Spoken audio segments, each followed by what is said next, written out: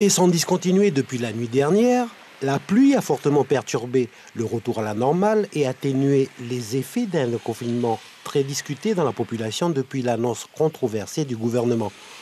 Au village de Koné, cette petite famille s'organise comme pour les mercredis pédagogiques.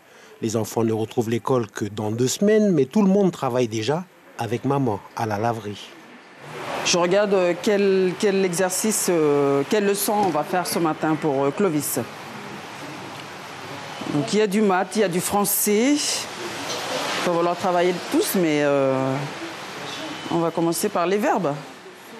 L'accès au télétravail pendant la période de confinement dépend des performances du réseau mobile. Au village, ça peut aller, mais dès qu'on s'en éloigne, ça se complique. Ne m'inquiète pas trop, j'ai des bonnes notes, alors je sais que je vais pouvoir rattraper le retard qu'il y a eu. Et l'école, ça te manque? Un peu, oui. L'école, les profs ou les copines? L'école et les copines, les profs un peu moins.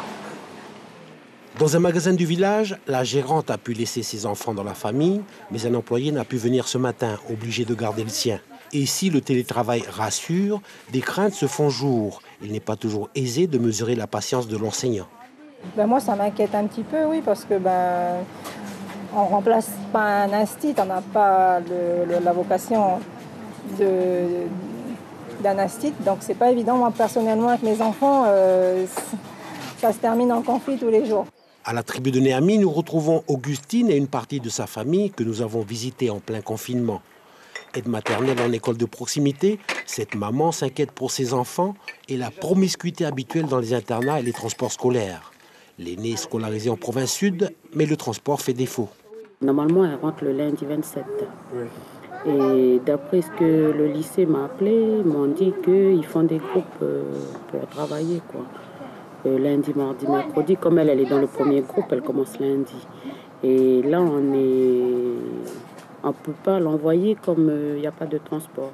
Le ciel se découvre, les criques continuent d'évacuer le trop-plein d'eau et déjà, les services de la commune planchent sur de nouvelles obligations. Il va falloir travailler par demi-groupe en classe, doubler les transports et assurer un maximum sanitaire. Un cahier des charges étoffé, mais visiblement, il n'a pas été perçu comme tel au gouvernement.